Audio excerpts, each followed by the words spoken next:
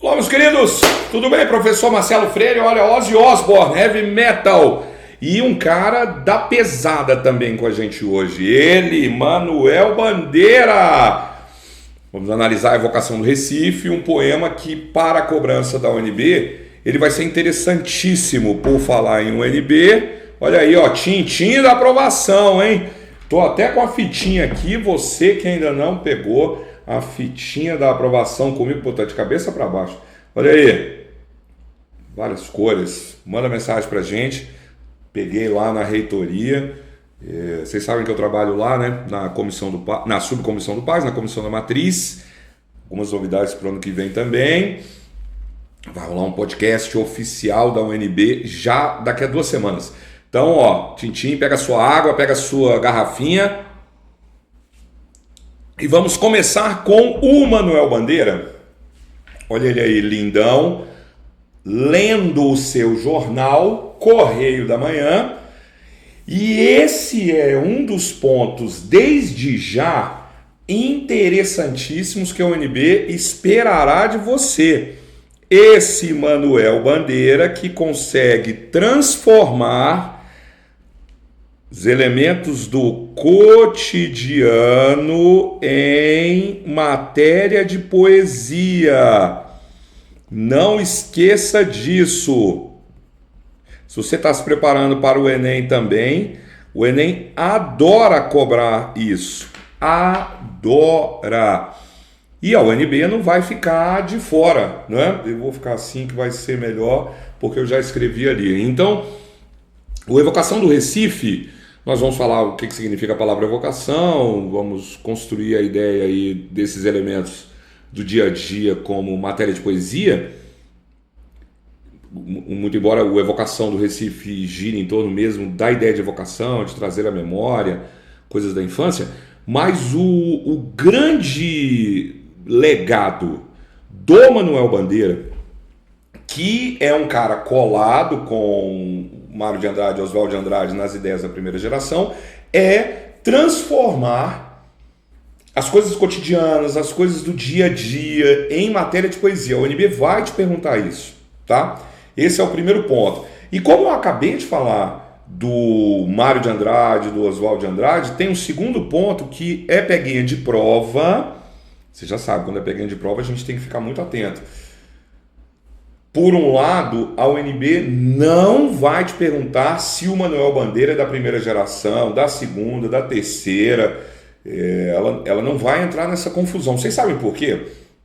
O Manuel Bandeira ele nasce no século XIX, como o Mário de Andrade, como Oswald de Andrade, como o povo do pré-modernismo, não é? Então, se você assistiu a aula já do pré-modernismo, toda aquela turma do pré-modernismo, Euclides da Cunha, Graça Aranha, Lima Barreto, Augusto dos Anjos e Monteiro Lobato, lembrando que do pré-modernismo, né, 3 autores a gente estuda para entender o pré-modernismo, mas 2 são de obras do Paz, hein?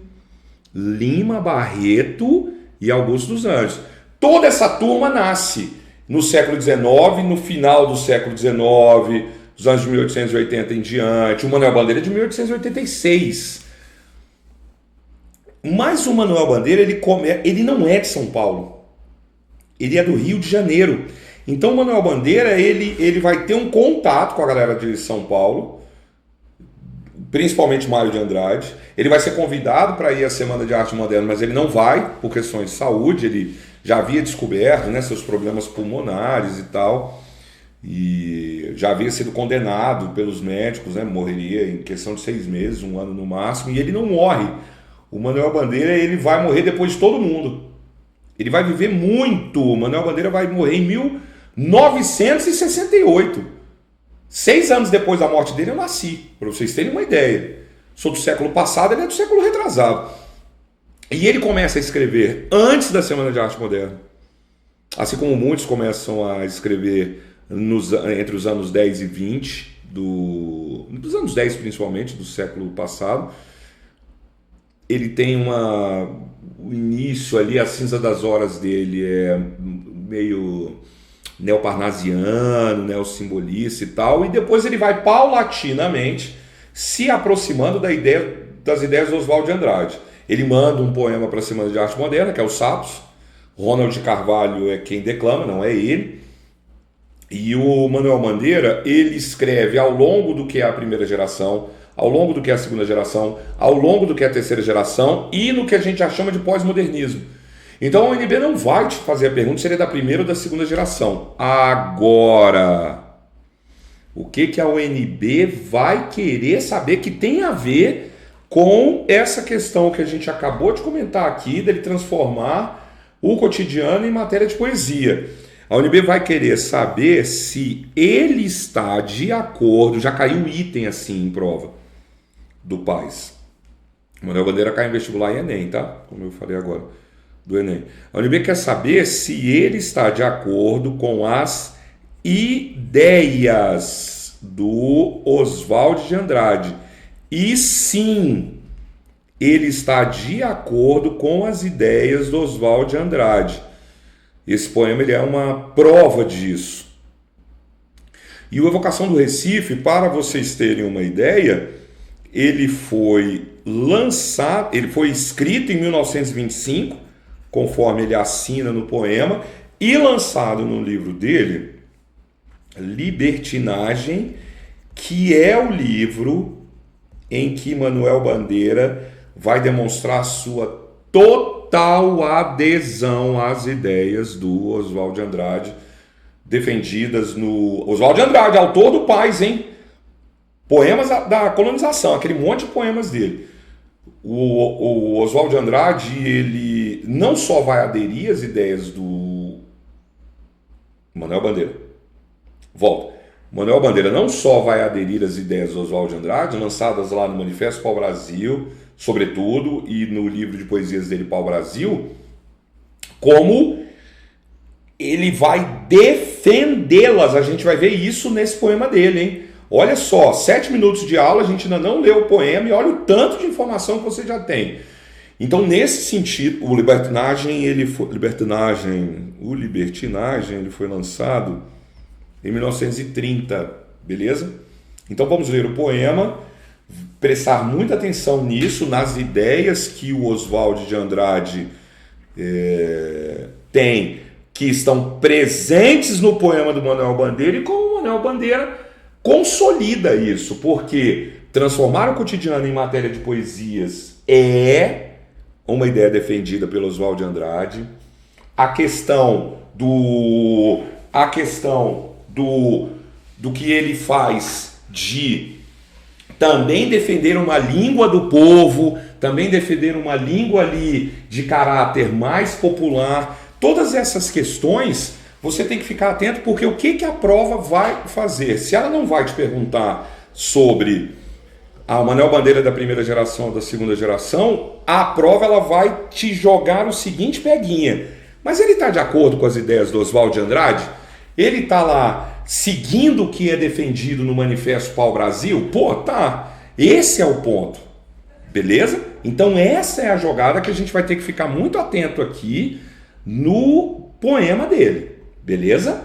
Então, prestem bastante atenção, porque olha o que nós temos aqui. Nós teremos aqui ele, o próprio Manuel Bandeira, declamando o poema dele. Não, por essa você não esperava. Por essa você não esperava. Vou colocar aqui uma declamação do próprio Manuel Bandeira. A gente vai acompanhando o poema, beleza? E vendo como que ele lida, né, com a leitura do poema dele. Já vá prestando atenção, como eu estou falando da história do Oswald de Andrade, já vá prestando atenção num ponto, que é o seguinte: o Manuel Bandeira está tão dentro das ideias do Oswald de Andrade que ele rompe com a métrica, que ele rompe com a rima nesse poema, estrofação. Ele vai fazer, tem verso dele com uma palavra só, tem verso dele enorme, gigantesco, que não cabe na página. Um sistema de pontuação mínimo, tá? Então fique muito atento no que você vai ver esteticamente, visualmente, e no que você vai observar em termos estéticos de conteúdo, tá bom? Então, vamos curtindo aí vamos curtindo aí a leitura deliciosa do Manuel Bandeira de seu próprio texto. Vou colocar aqui só o texto. Opa, saúde! Cadê? Vamos lá, Manuel. Brinde-nos com sua declamação. Evocação do Recife. Recife. Não a Veneza americana. Não a Mauritsstadt dos armadores das Índias Ocidentais. Não o Recife dos mascates. Nem mesmo o Recife que aprendi a amar depois. Recife das revoluções libertárias. Mas o Recife sem história nem literatura. Recife sem mais nada. Recife da minha infância. A Rua da União, onde eu brincava de chicote queimado e partia as vidraças da casa de Dona Ninha Viegas. Totônio Rodrigues era muito velho e botava o pince-nez na ponta do nariz. Depois do jantar, as famílias tomavam a calçada com cadeiras, mexericos, namoros, risadas. A gente brincava no meio da rua. Os meninos gritavam: "Coelho sai, não sai." À distância, as vozes macias das meninas politonavam: "Roseira, dá-me uma rosa, craveiro, dá-me um botão." Dessas rosas, muita rosa terá morrido em botão. De repente, nos longes da noite, um sino. Uma pessoa grande dizia: "Fogo em Santo Antônio." Outra contrariava: "São José." Totônio Rodrigues achava sempre que era São José. Os homens punham o chapéu, saíam fumando, e eu tinha raiva de ser menino porque não podia ir ver o fogo. Rua da União. Como eram lindos os nomes das ruas da minha infância. Rua do Sol. Tenho medo que hoje se chame do Dr. Fulano de Tal. Atrás de casa ficava a Rua da Saudade, onde se ia fumar escondido. Do lado de lá era o cais da Rua da Aurora, onde se ia pescar escondido. Capiberibe, Capibaribe. Lá longe o sertãozinho de Caxangá, banheiro de palha. Um dia eu vi uma moça nuinha no banho. Fiquei parado, o coração batendo. Ela se riu. Foi o meu primeiro alumbramento. Cheia, as cheias, barro, boi morto, árvore, destroço e redemoinho sumiu. E nos pegões da ponte do trem de ferro, os caboclos destemidos em jangadas de bananeiras. Novenas, cavalhadas. Eu me deitei no colo da menina e ela começou a passar a mão nos meus cabelos. Capiberibe, Capibaribe. Rua da União, onde todas as tardes passava a preta das bananas, com um chale vistoso de pano da costa. E o vendedor de rolete de cana, o de amendoim, que se chamava midubim e não era torrado, era cozido. Me lembro de todos os pregões. Ovos frescos e baratos, 10 ovos por uma pataca. Foi há muito tempo. A vida não me chegava pelos jornais nem pelos livros. Vinha da boca do povo, na língua errada do povo. Língua certa do povo. Porque ele é que fala gostoso o português do Brasil. Ao passo que nós, o que fazemos é macaquear a sintaxe lusíada.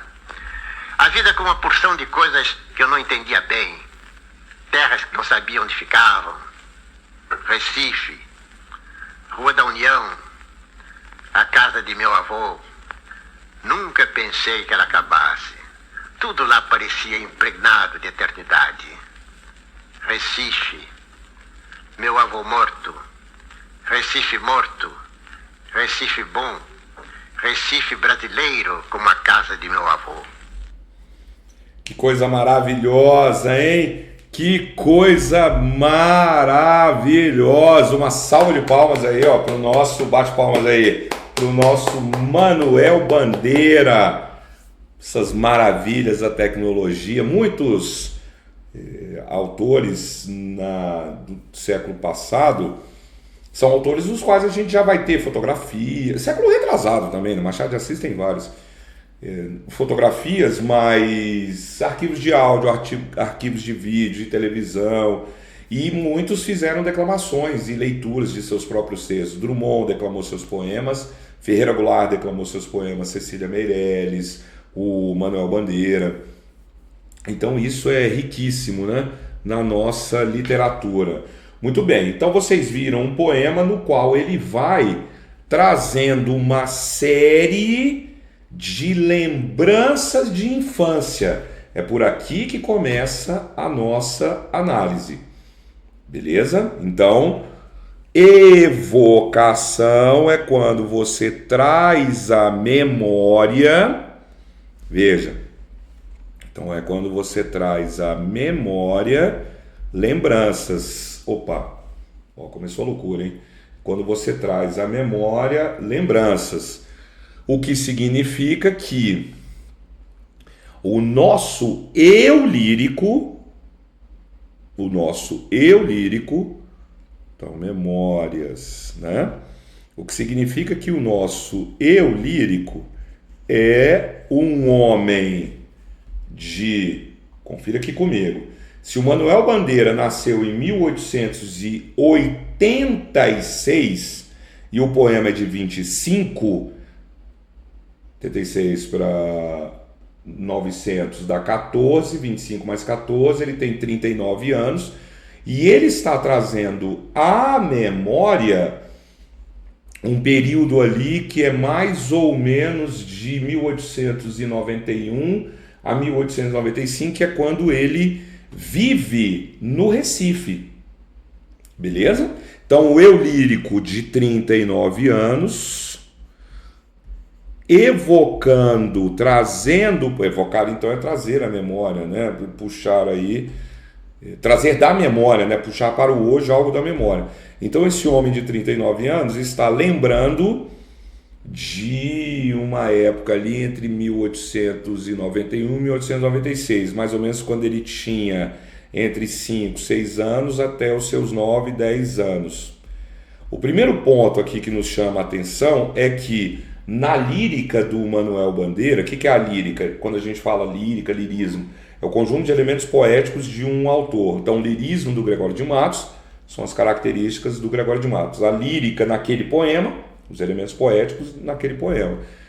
Então, dentro do lirismo do Manuel Bandeira, a infância é um tema recorrente. Tanto é um tema recorrente que essas figuras que ele vai falando, né? A Dona Ninha Viegas, Totônio Rodrigues, eles aparecem em outros poemas do Manuel Bandeira. Isso é muito legal. E aí aqui esse poema, então, ele consolida também esse elemento.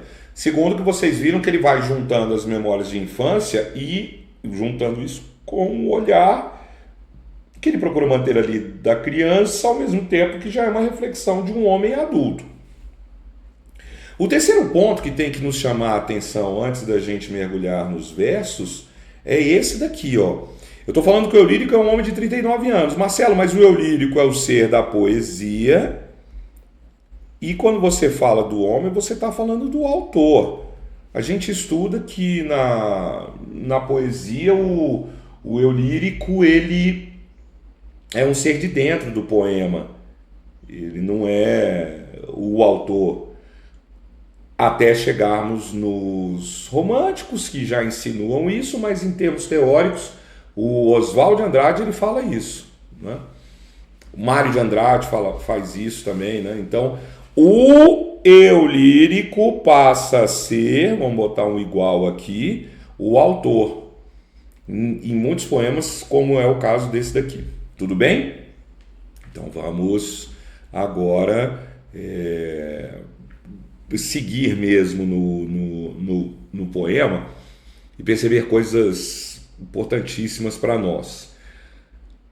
Falei já dos elementos estéticos, então a gente não precisa, né, falar disso de novo. Métrica, rima, estrofação, ele segue tudo que o Oswald de Andrade defende, que é romper com essas regras, romper com essas normas de que tem que ter rima, tem que ter estrofação, tem que ter métrica, pontuação. Esquece tudo isso. Tanto esquece que quando a gente chega num dado momento do poema, olha que legal o que ele fala, né? Já vou pular para cá. Esse pedaço aqui, certeza que isso aqui, se a UNB cobrar esse poema, provavelmente ela não vai colocá-lo inteiro, porque ele é muito longo, mas não duvidem de nada. Já vi a UNB fazer em alguns casos isso. Mas esse trecho aqui é um trecho consolidado de algo que se deve perceber do nosso Manuel Bandeira e da defesa dos modernistas. Olha o que ele me fala. A vida não me chegava pelos jornais, nem pelos livros. Vinha da boca do povo. Vinha da boca do povo. Ó. Na língua errada do povo, língua certa do povo. Então isso aqui é maravilhoso. Isso aqui é uma defesa que o Oswald de Andrade faz no Manifesto Pau-Brasil, de rompermos com a lógica da norma culta, que era uma representação de elite e que vinha, sobretudo, do português de Portugal. Então, que começássemos a valorizar o que a gente chama hoje de variação linguística. Então, a chamada língua das classes sociais mais baixas, língua do povo, inclusive em vários poemas, acrescentando os erros. E esses erros nós vamos colocar a partir de agora entre aspas. O que seriam esses erros que eu estou chamando entre aspas? Hoje a gente entende nesse conceito da gramática que não existe uma língua certa e uma língua errada. E é muito legal, porque ele fala língua errada e língua certa. Só que ele fala isso em 1925, Oswald de Andrade falava isso em 1924, o Mário de Andrade em 1930. Hoje a gente tem um conceito de variação linguística, que ele é da década de 80 para frente, criado e desenvolvido por um grande professor com quem eu tive a honra de estudar da UNB, o Marcos Bagno. Um livrinho maravilhoso para você ter na sua estante, chama-se Preconceito Linguístico. Ele é fininho, você lê numa sentada aí de 1h30, 2 horas, talvez menos. Então, ele defende que não há uma língua certa e uma língua errada, e sim uma adequação. Assim como você não vai de camiseta, bermuda e chinelo para um casamento, não se espera que você vá de fraque, de terno, traje social completo para uma lanchonete ali. Vai lá na rodoviária tomar um caldo de cana e comer um pastel na Viçosa, ainda que a Viçosa mereça, né? Mas não é o que se espera. Você não vai à padaria, mãe, vou ali na padaria comprar pãozinho e pão de queijo. Pô, você vai se arrumar, colocar um traje completo social? Não. Então você, do mesmo jeito que você adequa a vestimenta aos ambientes, adequa a sua linguagem aos ambientes. Você não vai, quando vai entrar na UNB, mandar um e-mail para a reitora, hoje é reitora ou reitor, se for o caso, falando, e aí, velho, beleza? Estou querendo aí ver como é que faz a solicitação daquela bolsa massa demais de pesquisa, e aí dizem que eu tinha que mandar um e-mail, estou mandando aqui para você ver lá. Não, claro que não. Rapaz, você vai buscar o pronome de tratamento adequado para a reitora, é vossa magnificência, ele é o magnífico, e colocar numa linguagem formal. Então, o nosso Manuel Bandeira, quando ele fala língua errada do povo e depois ele vem e estabelece que ela é a língua certa, o língua errada é porque quem diz isso são os eruditos, é a elite, são as pessoas cultas. E eles, os modernistas, passam a defender essa linguagem.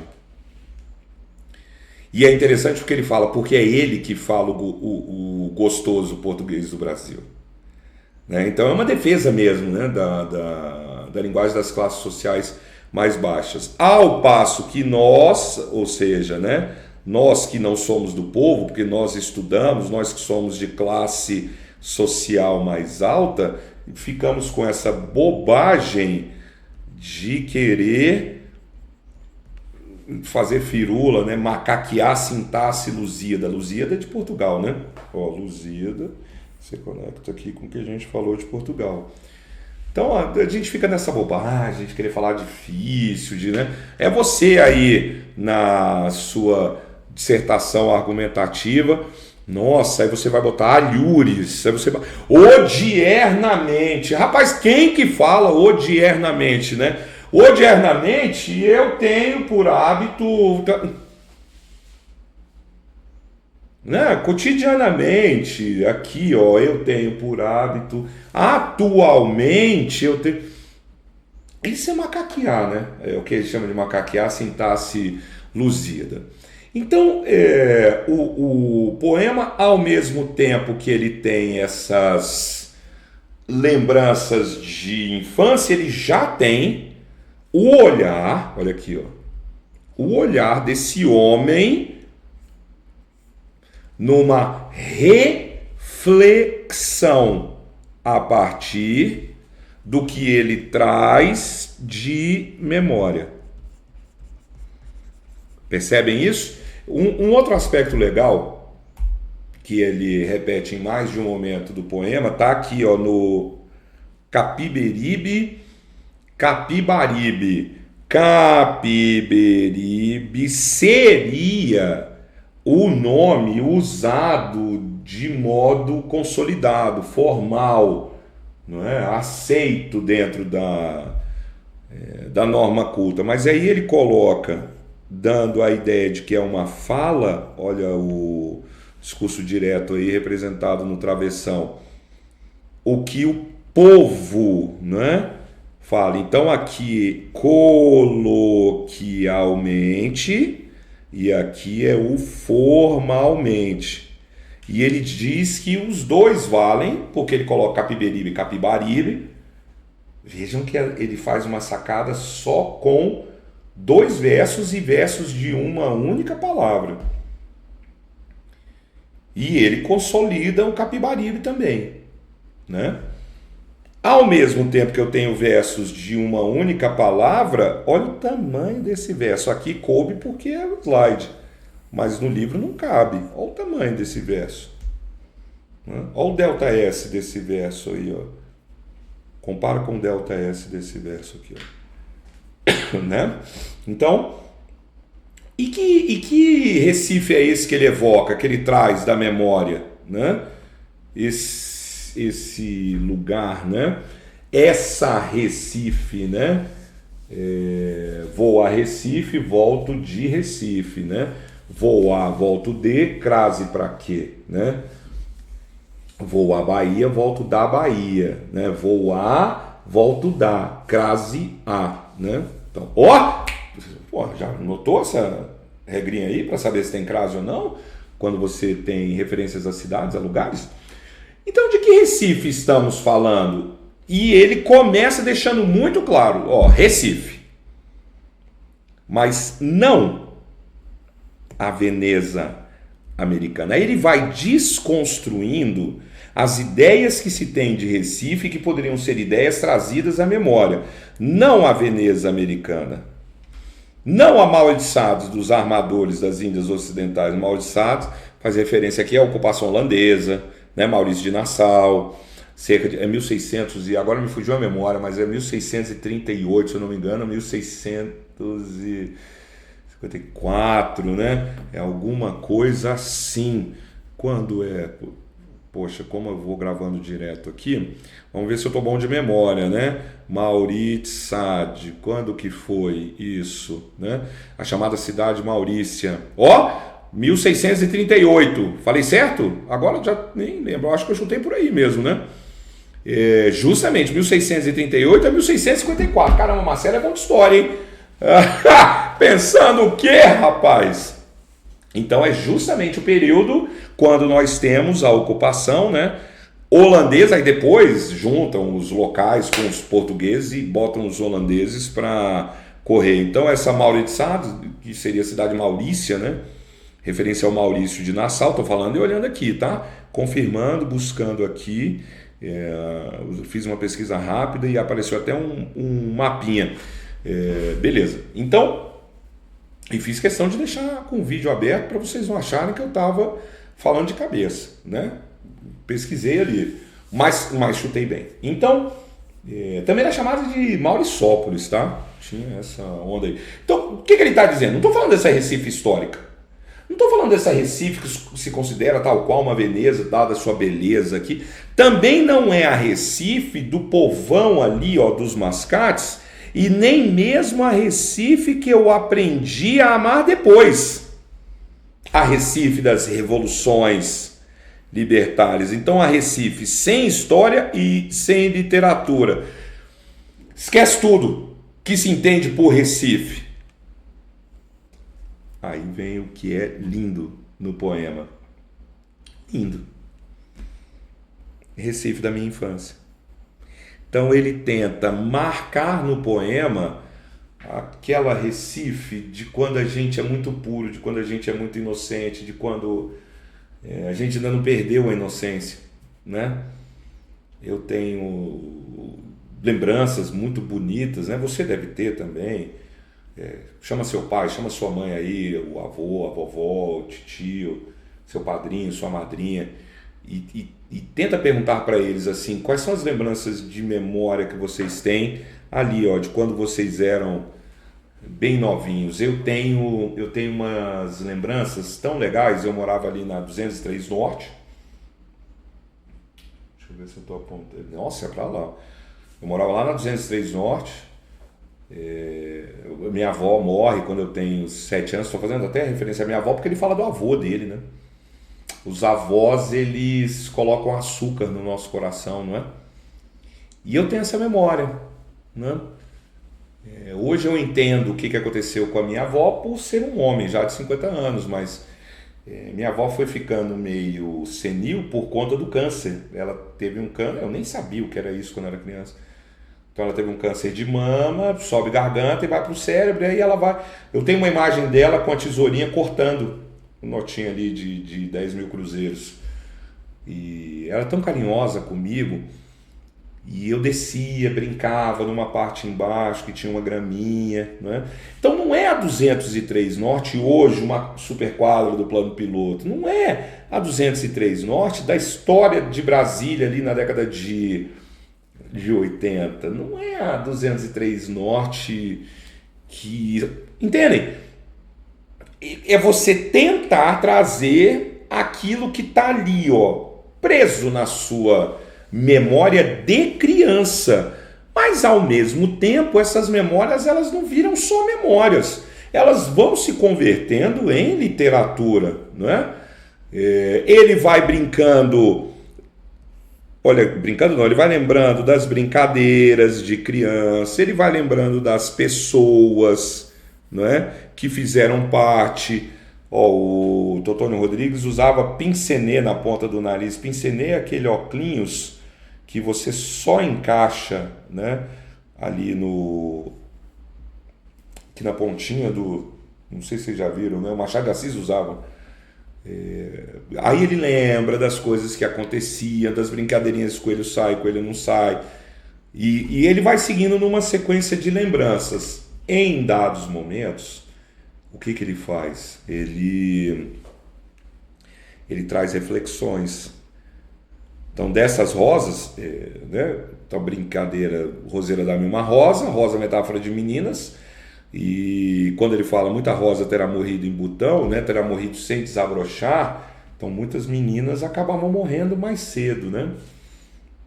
Um Brasil diferente do de hoje, né? Aí ele vai ter as lembranças do fogo, né? Dessas brigadas aí. Fogo é aqui, fogo é lá. Totônio Rodrigues sempre achava que o fogo vinha de tal lugar. Os homens põem o chapéu, saíam correndo. É muito doido, né? Tá pegando fogo e vamos fumando, né? Pra lá. O Manuel Bandeira tinha problema pulmonar e fumava. Ó que doido o danado aí.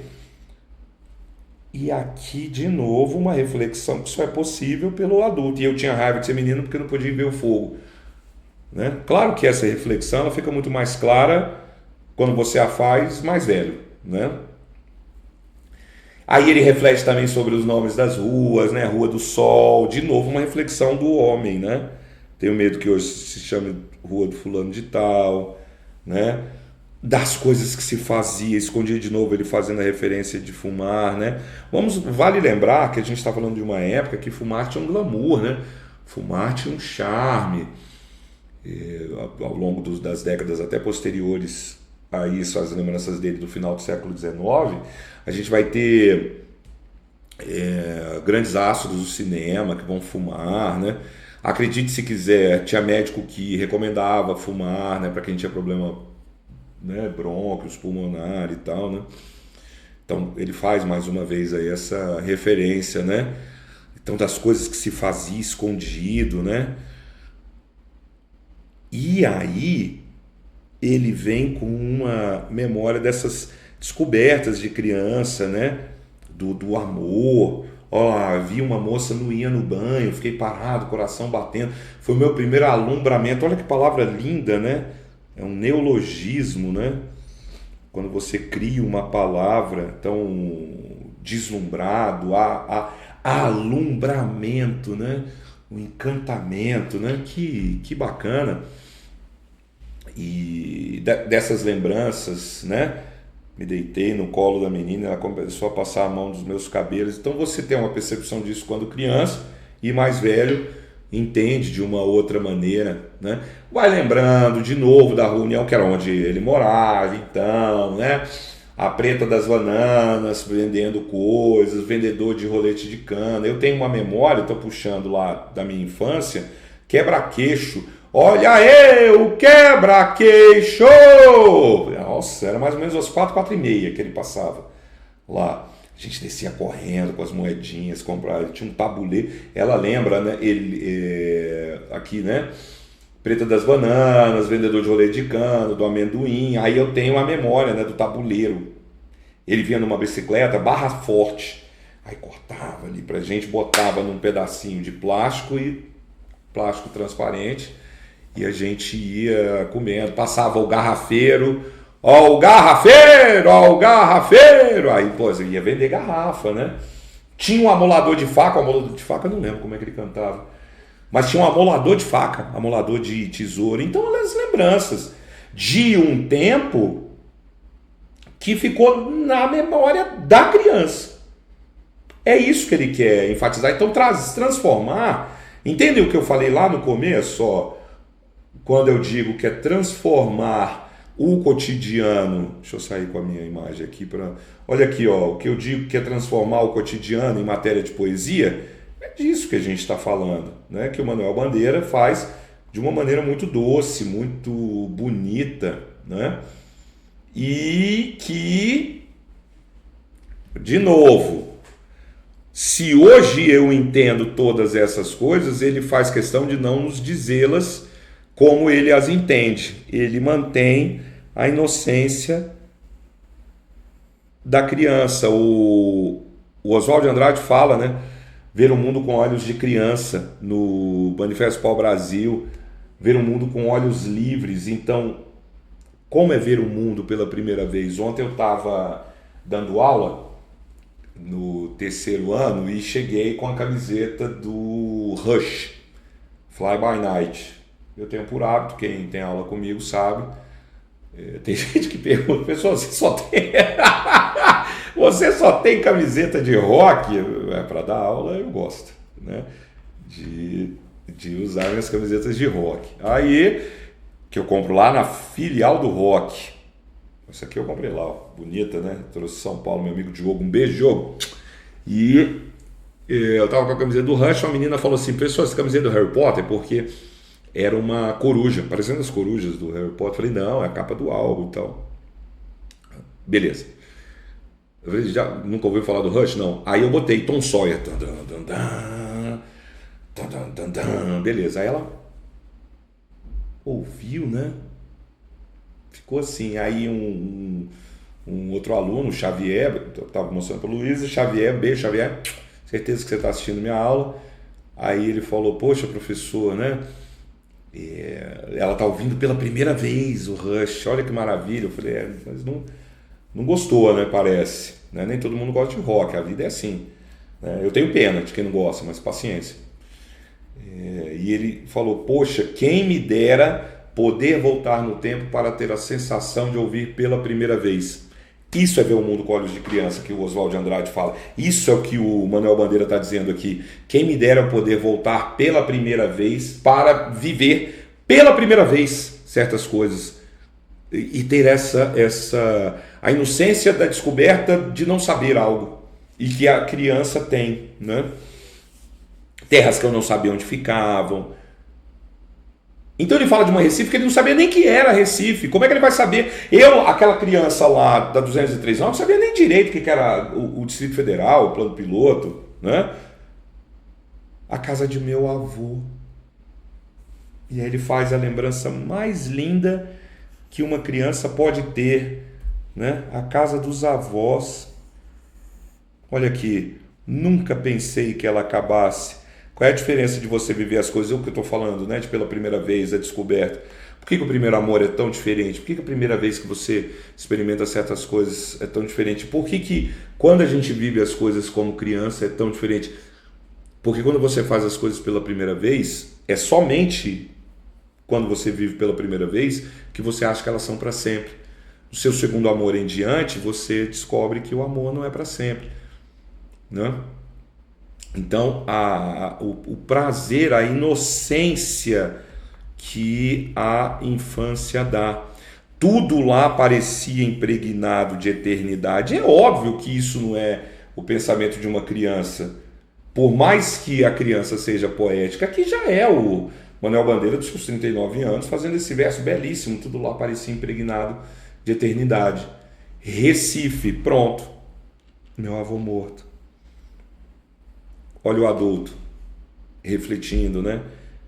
Então, se o meu avô morreu e todas aquelas coisas que eu achava que eram eternas já não são mais, porque eu não sou mais aquela criança que vivia essas coisas pela primeira vez.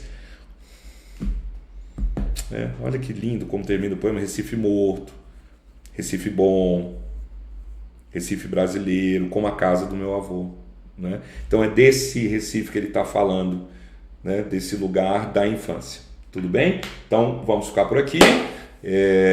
Ficou um vídeo mais longo, né? 42 minutos, mas eu achei que nesse caso desse vídeo, como eu fui e voltei, achei por bem fazer um vídeo mais longo, tá? Me perdoem se ficou mais complexo aí, mas foi a percepção que eu tive aqui ao gravá-lo, tá? Um beijo, seus lindos e lindas, muito obrigado pela aula e até o próximo episódio.